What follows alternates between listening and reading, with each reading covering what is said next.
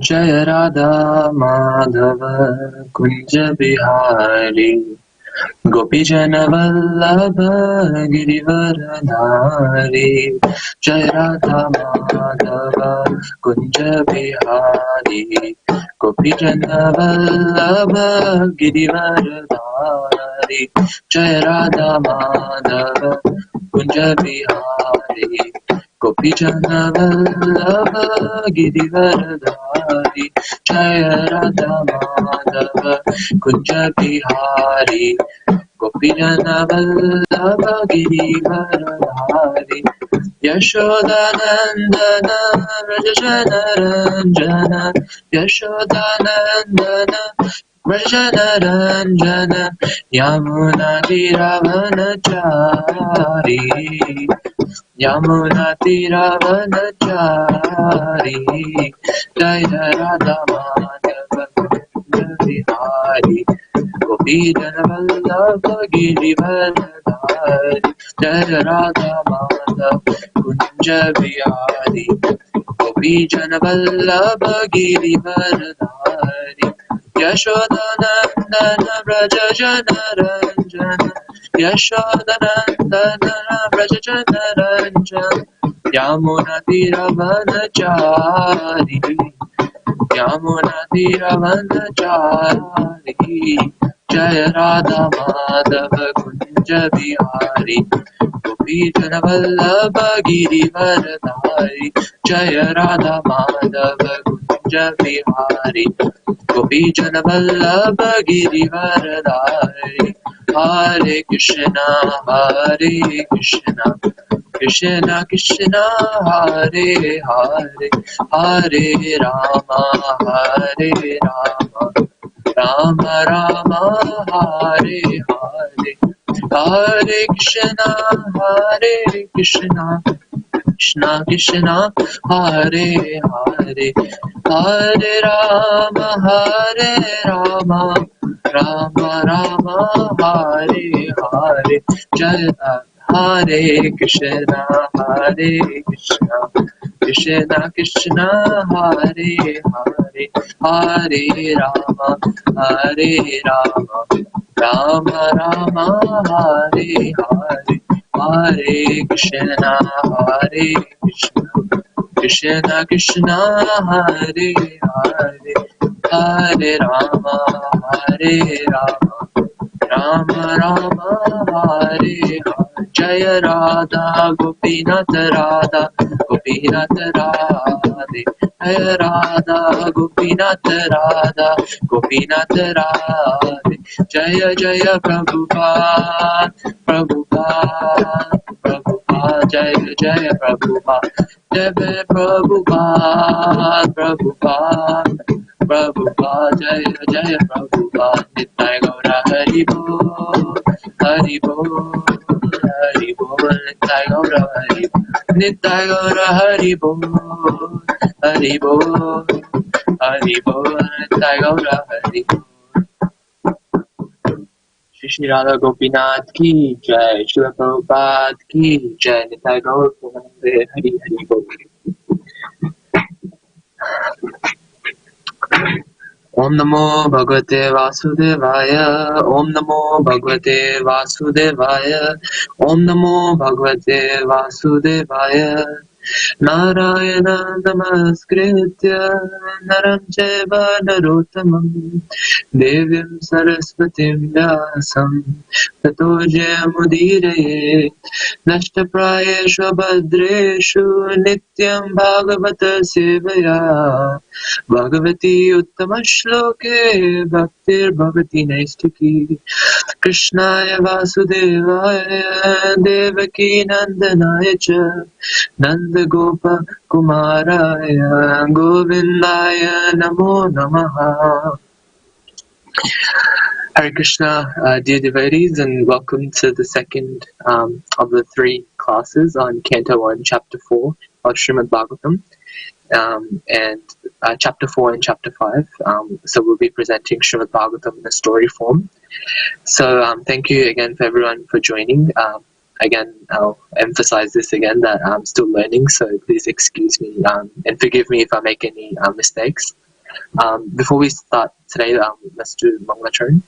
Om Jnanatimirandasya Jnananjana Chakshurunmilitam Yena Tasmai Shri Gurave Namaha Shri Chaitanya Manobishtam Stapitam Yena Bhutale Swayam Rupa Kadamayam Dadati Swapadantikam Vandeham Shri Guru Shri Utapatakamalam Shri Gurun Vaishnavamscha Shri Rupam Sagrajatam Sagana Raghunathanvitam Tam Sajivam Sadvaitam Savadutam Prijana Sahitam Krishna Chaitanya Devam Shri Radha Krishna Padan Sahagana Lalita Shri Vishakhanvitamscha He Krishna Karuna Sindhu Dinabandhu Jagatpate Gopesha Gopika Kanta Radha Kanta Namostute Tapta Kanchana Gaurangi Radhe Vrindavaneshwari Vishwanusute Devi Pranamami Hari Priye Vanchakalpatarobhyascha Kripa Sindhubhya eva cha Patitanam Pavanebhyo Vaishnavebhyo Namo Namaha Jai Shri Krishna Chaitanya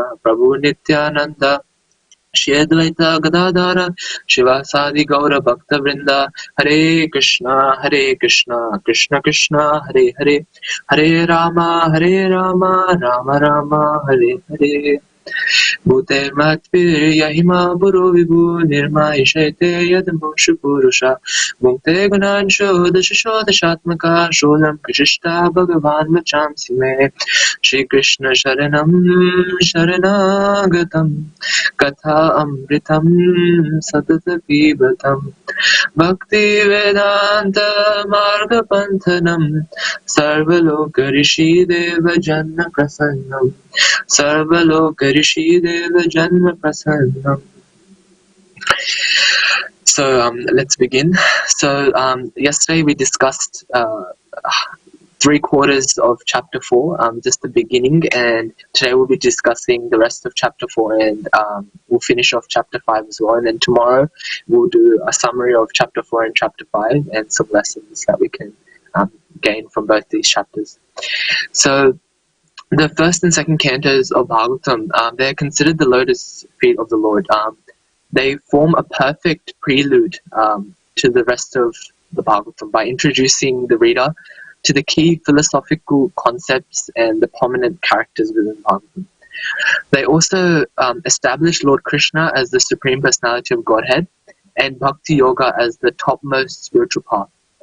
So in the first canto, Sutta Goswami describes to the Naimisharanya sages the history of Bhagavatam, the birth, the activities of Parikshit Maharaj, who even chastised Kali, and the exclusive dependence of the devotees like Uttara, Pandavas, Kunti, and Bhishma on Lord Krishna, and Bhaktavatsala Krishna's reciprocation with them. So there's this very nice verse from Padma Puran. Tam adi devam karuna nidam tamalavarnam suhita avataram apara samsara samrudra setu bhajamahe bhagavata swarupam. Says Padma Puran describes who is Krishna. Tam adi devam, the original being, the karuna nidhanam. He is the ocean of mercy. Tamala Varnam, he is the complexion of the Tamala tree. So yet at the same time as he is the complexion of the Tamala tree, the same Krishna is Suhita Vataram. He appears in the world as sound vibration through Harinam Sankirtan and Bhagavad Gita. So this verse is very beautiful in that sense. So we see that Krishna, he appears in a family, he appears in all these different families of animals, aquatics, such as Varadev, Nrsimhadev, Kurma, Matsa.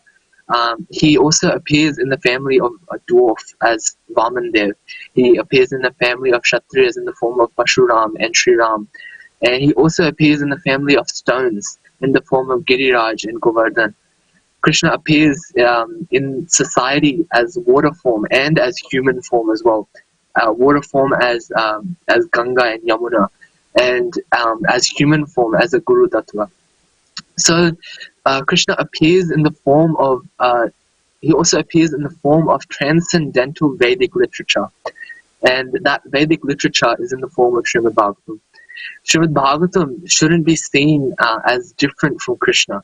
Like I said yesterday, that Srimad Bhagavatam is like Krishna himself giving us his mercy through the words of his pure devotees. So, like I said, he appears in transcendental Vedic literature in the form of Srimad Bhagavatam. So Srimad Bhagavatam, it shouldn't be seen as different from Krishna in that sense that the white pages should remind us of Radharani, and the black ink on top of the white pages should remind us of Krishna. And thus, Radha and Krishna are performing beautiful pastimes over these 12 cantos of Srimad Bhagavatam. It's Suhitav Pataram. And therefore, Srimad Bhagavatam is Apara Samsara Samrudra Setum Bhajamehe Bhagavata Swarupam. Apara Samsara Samruddha. That how is the samsara a samruddha, the ocean of material existence? It is apara. It is insurmountable. It cannot be crossed over. So, in that sense, the Srimad Bhagavatam, though, it's like the Samundra Setum. It's like a bridge for us to climb over this insurmountable burden, or not burden, but of this ocean of material existence. We might think about it like a bridge can only go over a river or a lake or a pond, but if you think about it, Samudra Setum, a whole ocean bridge, and that is what Srimad Bhagavatam is for us, to climb over this as a platform to go straight into straight up into Golok Vrindavan. So Srimad Bhagavatam is therefore we Bhajamehe Bhagavata Swarupam. It says that we should worship the form of Sri Hari in the form of Grantharaj Srimad Bhagavatam. So the word Bhagavatam itself, it has 4 syllables: Bha, Ga, Va, and Da. So Bha stands for Bhakti, Ga stands for Gyan, Va stands for Vairagyam, and Da stands for Tattva Siddhantam. So in this way, Srimad Bhagavatam has everything. Yeah, it composes of everything. Srimad Bhagavatam is filled with philosophical truths, and it inspires us towards Vairagyam, renunciation from this world. So in Srimad Bhagavatam, Canto 12, Chapter 13, verse number 15, Sarva Vedanta Saram Hi Shri Bhagavatam Ishyate Tadra Samrita Tiptasya Nanyatra Syadrati Kvachit. That Sarya Vedanta, of all the Vedanta philosophy, Sarva Vedanta, of all the Vedanta philosophy, Sri Bhagavatam Sharamhi is the essence. So Srimad Bhagavatam is declared to be the essence of all Vedanta philosophy. So one who has felt satisfaction from this nectarian mellow, they would never be attracted to any other sort of literature. So any other sort of literature. So we are so interested nowadays in Kali Yuga especially, we're so interested in criticizing, complaining and blaming, and really always talking about like other things.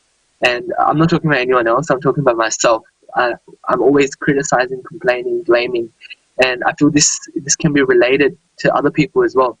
And on the other hand, we're either doing this, or on the other hand, when we're happy, we're browsing the internet, we're watching movies, we're watching sport. And again, this is me. I watch sport. I do all these things. But that taste, all this taste that we have for all these mature things, once we start reading Srimad Bhagavatam, we actually start to understand that taste of this will be lost. And that can only be lost through the reading of Srimad Bhagavatam. So, once there was it's a funny story. Once there was a person, and this is actually Maharaj, and he was in London, and he went into a restroom in London, and he saw that there were massive stacks of newspaper in London in one of the bathrooms, and he thought this was very odd. So when he went outside, he asked a person, like, "Why is all these newspapers here?" So that person replied that nowadays. So the only time we Americans we spend heaps of time in our restrooms. That's why we have all these newspapers, so at least we can do some know about world events and read what's actually happening. So that Maharaj very finally, I cannot remember his name unfortunately, but he very finally said that this is good. So in the time that you are going to the restroom, you're reading the most useless thing that is in this world. So that's good. You should read it when you're wasting your time in the bathroom. But when you come out, that's when you should be reading Srimad Bhagavatam, when you're actually concentrating on the words. So yeah, I thought that was a very funny way of saying that newspapers have no worth or no value compared to Srimad Bhagavatam and the knowledge and the intelligence we can get from reading it. So there's a very beautiful verse, and it says, Paramananda Pathaya Prema Varsha Aksharayate Sarvada Sarva Sevaya Shri Krishnaya Namastume. At O Srimad Bhagavatam, I offer my respectful obeisances to you. By reading you, one attains transcendental bliss. For your syllables rain pure love of God upon the reader. You are always to be served by everyone, for you are an incarnation of Lord Shri Krishna. What a beautiful verse this is. And it is said that one who, the one who hears like we're discussing from chapter 4 and 5, and like we did chapter 1 to 3 yesterday, it is said that one who hears the 6 questions that I said yesterday, asked by the rishis, one who hears the answers to these questions, they will be freed from the process of birth and death. And it helps them develop love for Krishna just through listening to the answers, not even the question itself, just the answers of these questions. And the answer to these questions is Srimad Bhagavatam. So it's very cleverly written in that way that we have to read Srimad Bhagavatam to find answers. It's just 6 questions. So the start of the 4th chapter is when Narad Muni comes to Vyasadeva and asks him, why are you so disturbed? And he asks him, he says, you are very disturbed. Why are you so disturbed? You don't seem to be happy or satisfied or fulfilled with everything that you have done, all this progress that you have achieved, everything you have achieved. And he asked Vyasadeva, he said, do you not consider yourself, your body to be the self? And well, that is not true, because Vyasadeva does not consider his body to be himself, which shows that he has enough knowledge. He has Atma Tattva Jnana. And sometimes in Shastras we see people who are crying or they're weeping, and great rishis and munis and sages, they come and they say that you are on the bodily conception of life, and that is why you are suffering. So when an example of this from Bhagavatam is the story of Maharaj Chitraketu. He wanted a child, and he was when he got the child left his body. And once the child had left its body, Maharaj Chitraketu was crying even more. And what actually happened was, this is from the 6th canto of Srimad Bhagavatam. And at that time, Narad Muni comes to pacify him, and he gives him Atma Tattva Jnana. That doesn't work when he gives this knowledge to Maharaj Chitraketu. And then the child itself, the life comes back into the child, and the child talks, and he says to Maharaj Chitraketu, who are you attracted to? You are attracted to me? I have already left this body. I'm off to my next destination. So again, this is an example, like the distress, the dissatisfaction, the despondency that our life has in terms of not having the knowledge and able to understand Srimad Bhagavatam. We should consider this as a lack of knowledge, that we think of ourselves as the body. That's why we are so distressed. That's why we are so despondent. We're so dissatisfied. We are thinking of this body as our identity, and that isn't true. For example, Prabhupada gives very, very funny examples. He says that if you're putting fuel into a car, does that make the driver satisfied? No, the driver won't be satisfied if you put fuel in a car. Same way, if you are cleaning a cage of a bird, the bird isn't going to be fed. The bird is still going to be hungry.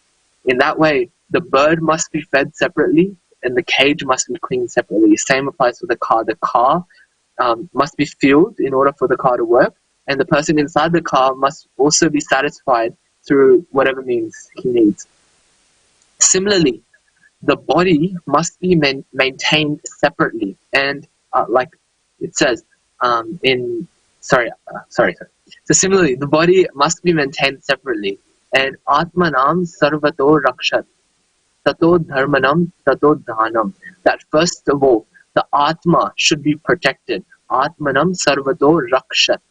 First of all, we need to know that we are the Atma, that we think that we're this body, and thus through sense gratification and through other means of pleasing our senses, we think of ourselves, okay, this is true satisfaction because my body, we are the body, and anything that satisfies my body is correct. But the fact is, this indulgence of our senses, it's the reason behind it is because we need happiness, and we're still distressed. And this is because our soul isn't getting the appropriate care and the need that it needs. So once we start indulging in our senses, sense gratification, and we are all a victim to this. Me personally, I'm a victim. Everyone is a victim of sense gratifying, even if it's as simple as just watching TV. It's a form of sense gratification, and thus we are automatically guided onto the wrong path. So we know that we are not the body. So that's the first thing. Secondly, so we're going back to Vyasadeva and Narad Muni. Secondly, he says that Narad Muni was asking Vyasadeva. He said that, okay, so you are you know that you're not the body. Secondly, do you think that the Mahabharata that you have written, it is not good enough? So Narad Muni says that you have written your realizations in the Mahabharata. So therefore, your knowledge is good, your realization is good. He says that the Mahabharata is very good. And then he says that he kind of finishes this whole point by really hitting the nail on the head. And he says that you are disappointed because Yasha Bhagavata Amala. That Amalam means impure, and Yasha Bhagavata means pure glorification of Krishna. So Yasha Bhagavata Amalam. It means that the pure glorification of Krishna has not been done. That's why you are dissatisfied. That's why you feel upset and you feel like you haven't done your part.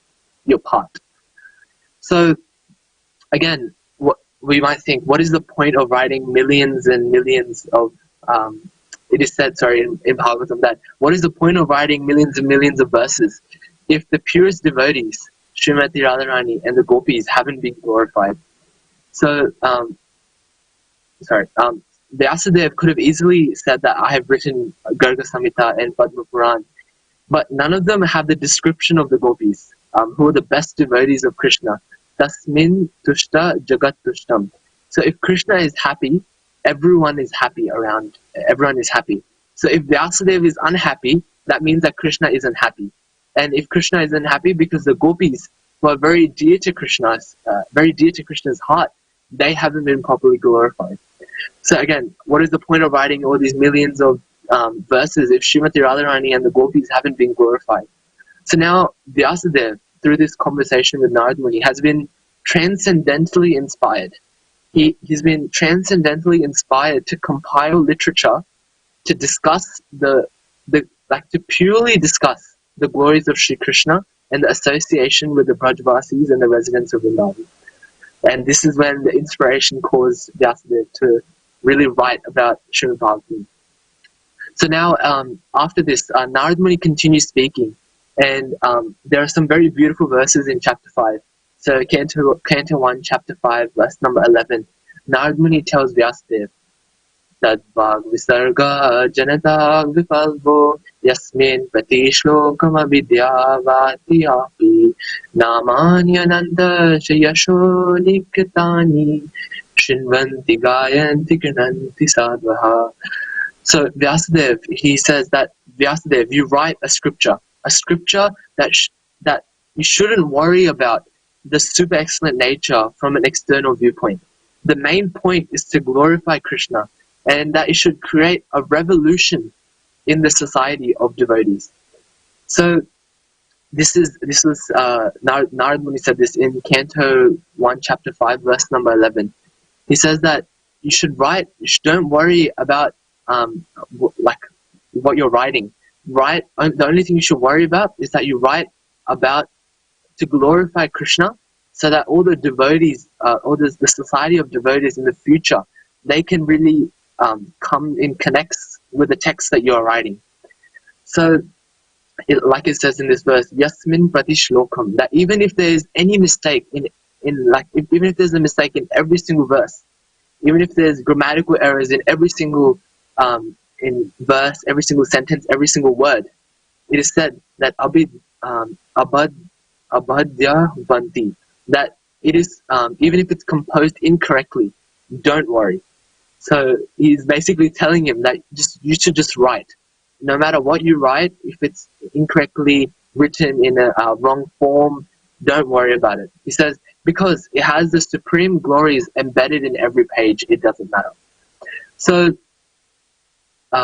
again, it says that because it has the supreme glories embedded in every page, even if there's a mistake in every shlok, in every verse, in everything that you write, it will still be, it says, the sadhava, they will shinvanti, gayanti, and grinanti.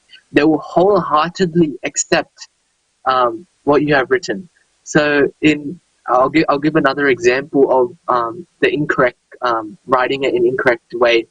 In 7th canto of Bhagavatam, Prahlad Maharaj, while talking to his friends, he says, Etavaneva lokesmin pumsa sarvata parasmitaha ekanta bhakti govinde yat sarvatra tad ikshanam, that the essence of all knowledge is one-pointed, and the one-pointed bhakti or devotion is at the lotus feet of Govinda.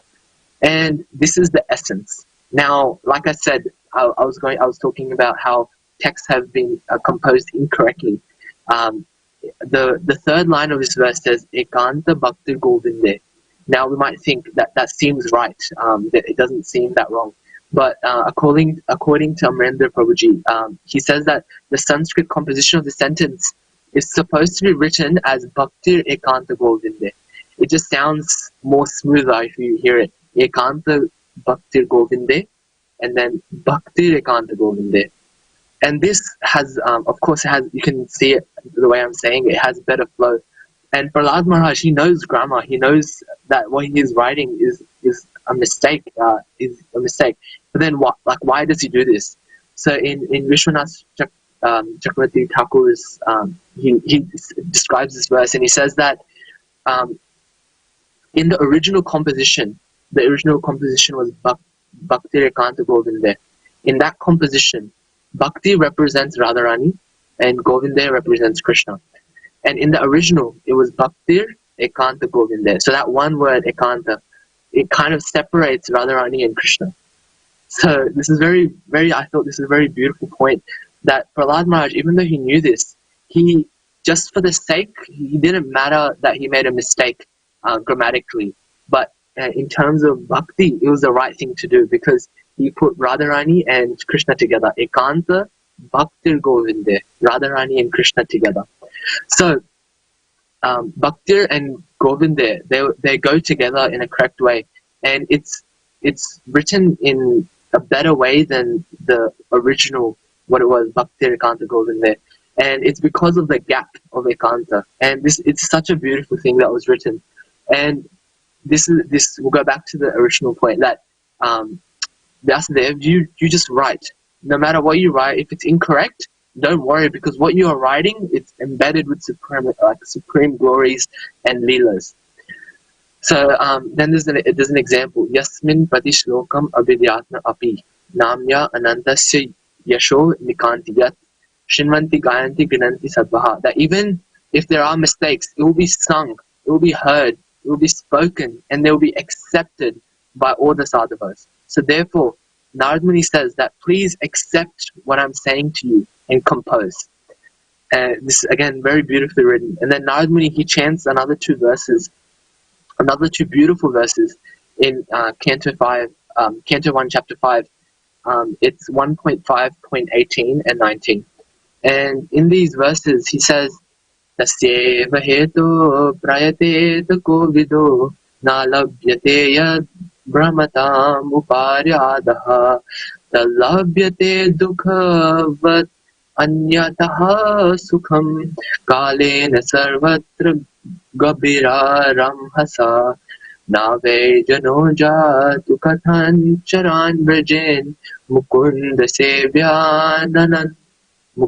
सेव्या अन्यनन्दं संस्तुतिं स्मरन् मुकुन्दाङ्घ्रि उपागुणं पुनर्विहतम् इच्छेन्ना रसग्रहो ज्ञानः.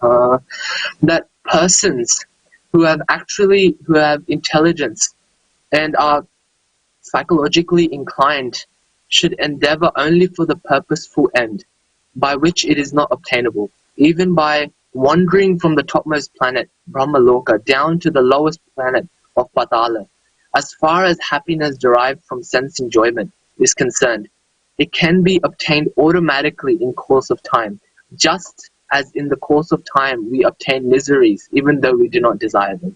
That again, very beautiful verse. And then the next verse after that, he says, "My dear Vyasa, even though a devotee of Lord Krishna sometimes falls down, somehow or another, he certainly does not undergo material existence like others, fruitive workers.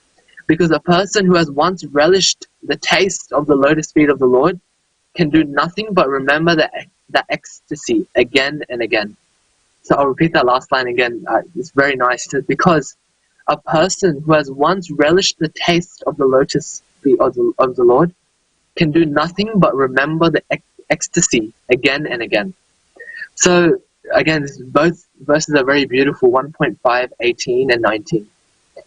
So a devotee of the Lord, automatically becomes uninterested in the enchantment of material existence, because he is rasagraha, or he has tasted the sweetness of the lotus feet of Lord Krishna. There are many instances where devotees of the Lord have fallen down due to uncongenial association, like fruitive workers, but they're always prone to degradation. But even though they fall down, a devotee is never considered the same as a fallen karmi.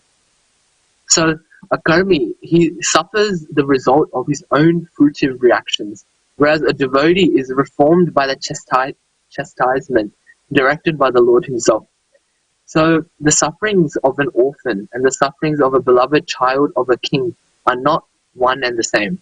An orphan is really poor because he doesn't have anyone to take care of him. But on the other side, there is a beloved son of a rich man.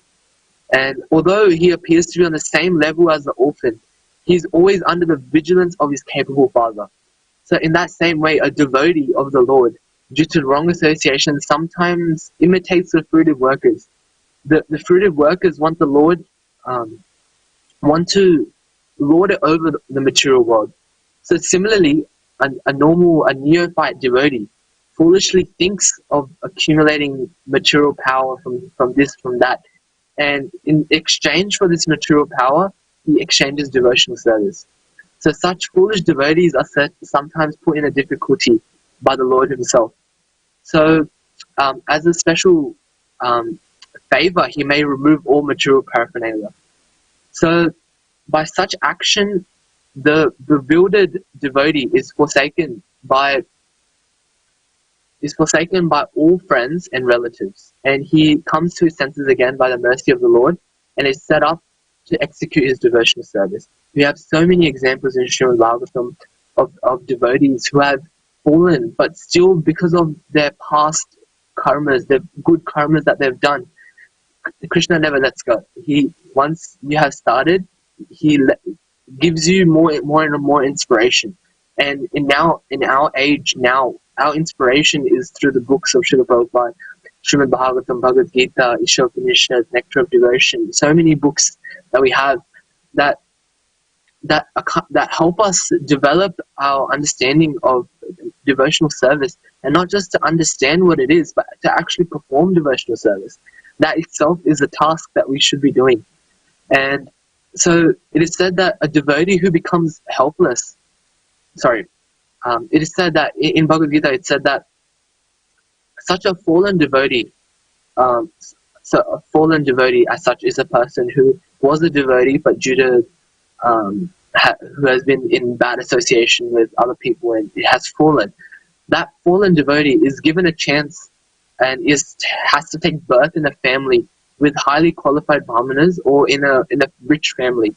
And that devotee is in such a position that he's not as fortunate as one who is chastised by the Lord and is put into a position seemingly of helplessness. So a devotee who becomes helpless by the will of the Lord is more fortunate than those who are born in good families. The fallen devotees who are born in a good family may forget the lotus feet of the Lord because they are less fortunate. But the devotee who is put in a good condition is more fortunate because he swiftly returns to the lotus feet of the Lord, thinking himself helpless all around. So pure devotional service is so spiritually relishable that a devotee becomes automatically uninterested from material enjoyment. Sorry.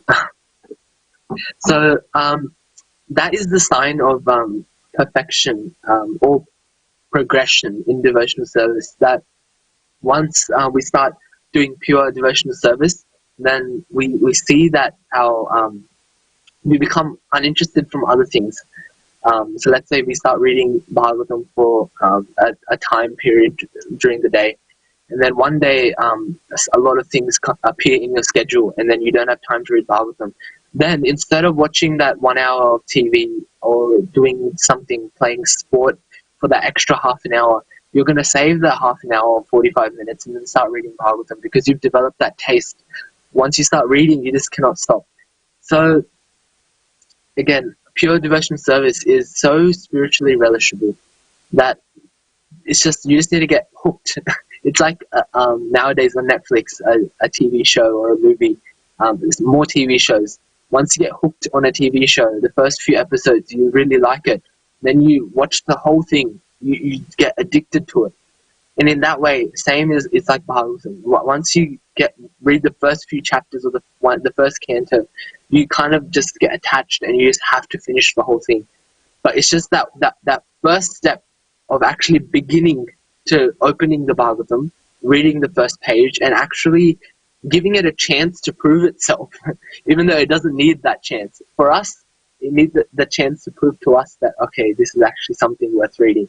So actually giving it a chance that, okay, this is actually something that's good for me. So again, this is a sign of perfection or progression in devotional service. So a pure devotee continuously remembers the lotus feet of Lord Krishna and does not forget him even for a moment, not even in the exchange of opulence with the three worlds. So every man everywhere is trying to obtain the greatest amount of sense enjoyment by various endeavors. Some men are engaged in like trade, industry, accounting, economics, political law, medicine, and some are engaged in fruitive work to become happy in the next life by attaining higher planets. So it is said that on the moon of inhabitants, it is said that on the moon of inhabitants are fit for greater sense enjoyment by drinking somarasa, and the Pitra Loka is obtained by good charitable work. This is in 1.5.18. So there are various programs for sense enjoyment, either in this life or in the life after death. Some are trying to reach the moon or other planets, like through, we see nowadays, technology. We're trying to make water, or like trying to go to Mars, or just trying to explore our world more. And this is all done through some mechanical, some technological arrangement. And for those, we are very anxious as to what it is. We shouldn't be anxious, because to get into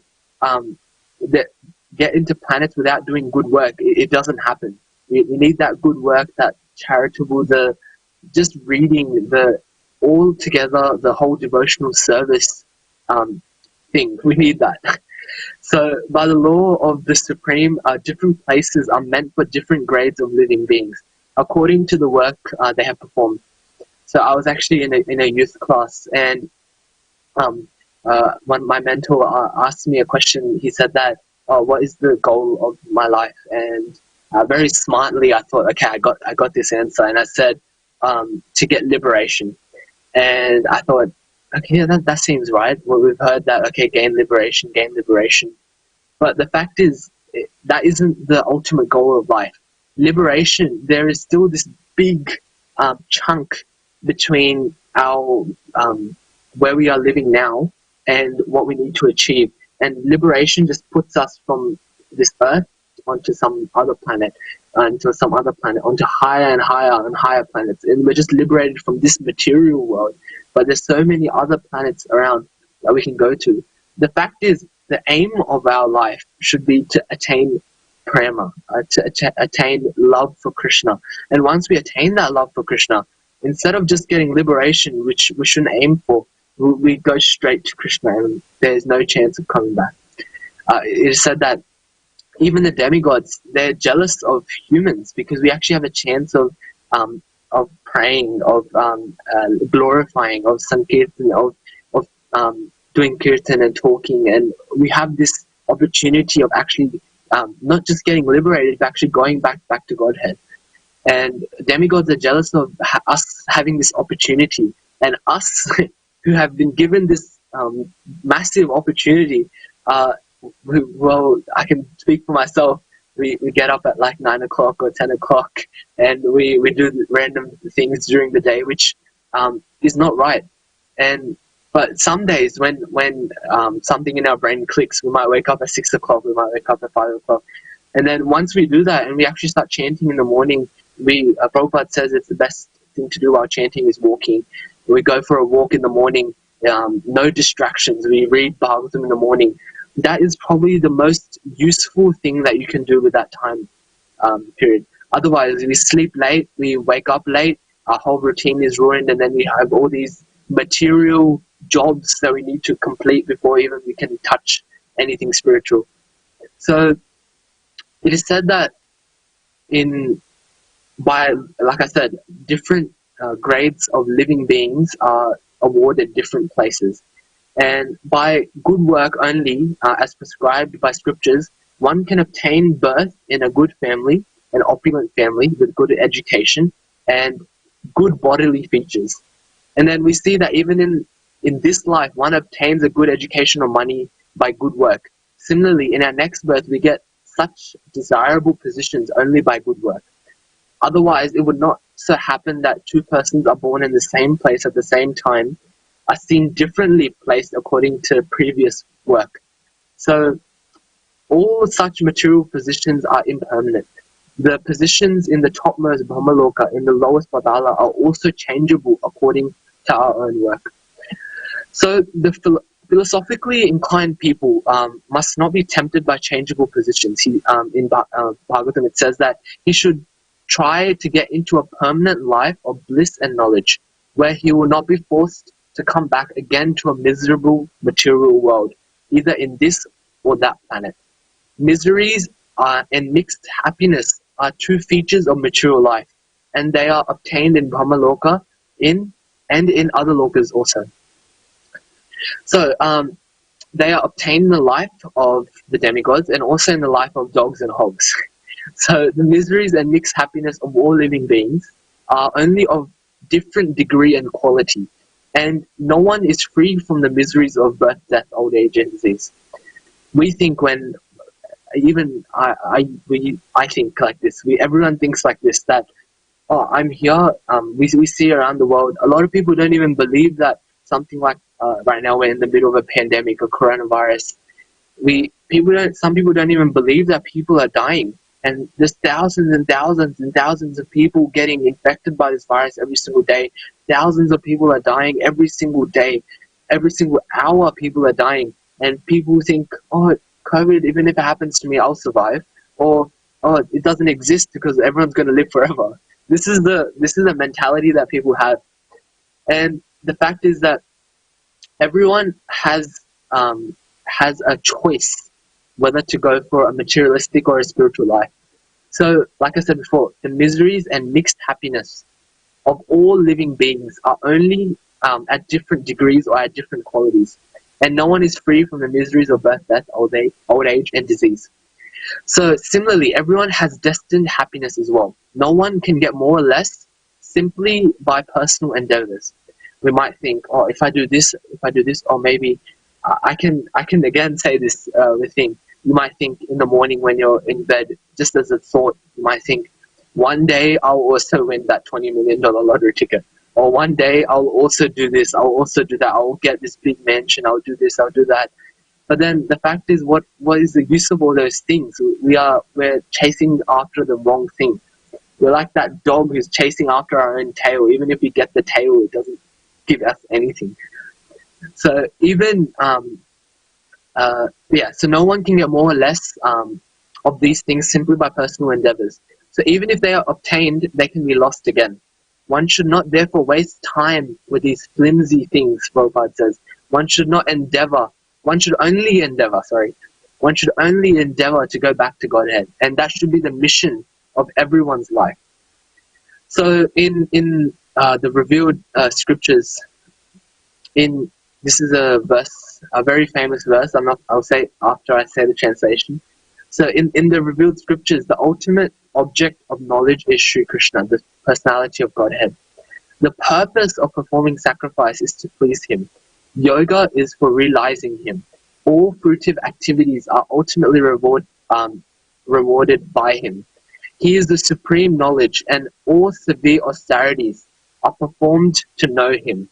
Religion, dharma, is rendering loving service unto him. He is the supreme goal of life. I'm probably guessing everyone knows what these verses are that I have said, but I'll say these verses anyway. Vasudeva para Veda, Vasudeva para Makaha, Vasudeva para Yoga, Vasudeva para Kriyaha, Vasudeva param Jnanam, Vasudeva param Tapaha, Vasudevam paro dharmo, Vasudeva para Gatihi. So it is said, Bhakti Rasamrita Maharaj says that we should repeat these verses every morning and every morning after waking up and every evening before we go to sleep, because it reiterates, as humans we are extremely dumb. I know this is very, what I'm saying, it feels weird, but we are very dumb. Until something is repeated again and again and again and again, we don't remember these things. I can talk from experience from HSC. If something wasn't repeated to me at least for like 3 months, I didn't have a proper understanding of what was happening. Or for example, in English, if we're trying to learn definitions for something, until we repeat it again and again and again, someone repeats it to us again and again and again, we're not going to really understand what it is. And this verse, it reiterates to us what is the ultimate goal of life. And then also how that ultimate goal of life provides us with the attainment of Vasudeva. These verses. So there's another very nice verse. Etavan eva lokesmin pumsa sarvata parasmitaha ekanta bhakti govinde yat sarvatra tad ikshanam. That the word sarvatra tad ikshanam, it describes to us the highest perfection of devotional service, in which one sees that the reference to Govinda's activities. So the highly elevated devotee never sees anything unrelated to Govinda. So another verse. Avara jnanam dekhe na dekhe tara murti sarvatra hahe nivishta deva smrutaha. The Mahabhagavata, sorry about the pronunciation, the Mahabhagavata, the advanced devotee, certainly sees everything, mobile and immobile. But he does not exactly see their forms. Rather, everywhere he immediately sees manifest the form of the Supreme Lord. This is from Chaitanya Charitamrita Madhya Lila 8.274. So even in this material world, a devotee does not see maturely manifested things. Instead, he sees Govinda in everything. When he sees a tree, a human being, a devotee sees them and relates them to Govinda, or sees them in relation to Govinda. Very good example of Prahlad Maharaj, where he seed Krishna everywhere. He saw Narasimha, and then he appeared because he was actually there. So Govinda Adi Purusham. Govinda is the original source of everything. Ishvaraha Paramaha Krishna Sachidananda Vigraha Anandir Adi Govinda Sarvakarana Karanam. That Krishna is known as Govinda. He is known as the supreme controller. He has eternal and blissful and a spiritual body. He is the origin of all. He has no other origin. For he is the prime cause of all causes. This is Brahma Samhita 5.1. And the test for a perfect devotee is that he sees Govinda everywhere in this universe, in every atomic particle. So this is the perfect vision of a devotee. And we think about it, how can one see Krishna everywhere? And I said this before a time back, that we need to change the lens of our eyes. Nowadays we see when you talk to someone about God consciousness, or is God real or not, or religion in general, the first thing they say is, how do you know God? I can't see God. How do you know if he exists? How do you know Krishna exists if you can't see him? And these answers, this is for a person, you need the intelligence to understand that Krishna is the supreme personality of Godhead. Who is he to show us who he is? We can't see 1 kilometer away what's happening, and we want to see the person who has created everything, who has made everything, and we want to show this one person on the street proof that Krishna exists. So it's very funny in that sense that people can be so, they think like this, that if I can't see something, how do I know it exists? In Bhagavad Gita, there's different types of ways of understanding knowledge, and there's 3 ways to understand knowledge, and I'll just bring it up. So there's an inductive, and then there's a defective process of understanding knowledge, of acquiring knowledge. And in inductive, for example, an inductive or ascending process means to not only accept authority, but to find out the truth by one's endeavor and speculation. That is inductive. And then the deductive process is when we have to accept a bona fide authority and learning the truth from that authority. Now, if we think about it logically, the Bhagavatam, the Bhagavad Gita, these are all bona fide authorities who are speaking to us.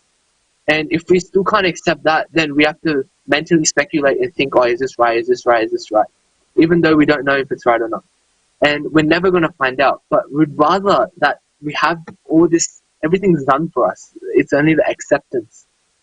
So it is said that, so this is like the perfect vision of a devotee. And that devotee, the vision of a devotee, the eyes, they change lens once we develop that prem for Krishna, once we really believe.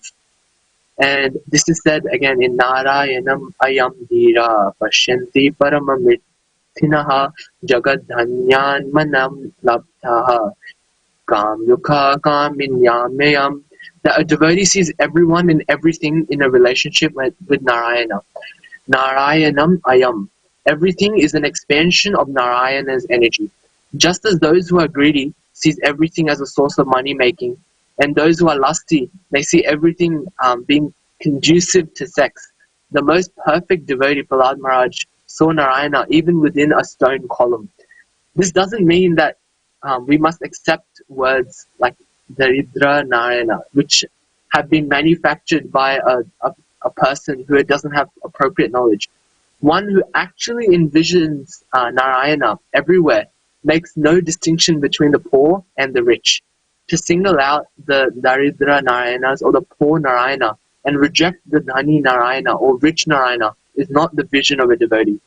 Rather, that is an imperfect vision of materialistic people. So this tells us that even if initially we are not interested in Krishna consciousness or bhakti, if we continue to serve people who are pure devotees, who already have the taste of devotional service, then eventually we grow ourselves to achieve love for Krishna. And this is the verse that says this. It says that people who don't have that conducive faith that this is the truth, if all they do is serve, pure devotees of the Lord, they just do pick up any service, you cleaning the dishes or doing something or making food for Krishna, even if we don't have that full faith, or if a pure devotee is there, you associate with them, or you have that purity in your heart that, okay, this person has to be doing something right, and then you serve them in a good, in a righteous way, and then that love develops by itself. No one is we're not born having this prem for Krishna, because we've been brainwashed through all these janams and everything that we've had. Like I said yesterday, our previous samskaras from our previous lifetimes, we're not born this way, but we can obviously develop because we've been given this human form of life, and it's very rare human form of life. So I'll finish up here. So Hare Krishna, everyone. Thank you, everyone, for listening today again. I know I can be very boring when I say things. So we have one more day tomorrow, and we'll finish off chapter 4 and 5. I'll do a good summary at the end, and I will go through some very good points from chapter 5. We've already done chapter 4. So again, if I've made any mistakes, please forgive me. I'm still learning, and hopefully I can develop and gain more knowledge from my readings and everything. So thank you. Vanchakapatro Vishakripa Sindhu Vyayavacha Paritanam Bhagavato Vaishnavebhyo Namaha Anantakoti Vaishnavinta Ki Jai, Shri Prabhupada Ki Jai, Shri Radha Gopinath Ki Jai, Nitai Gaur Premanande Hari Bol. Thank you, everyone. Hare Krishna.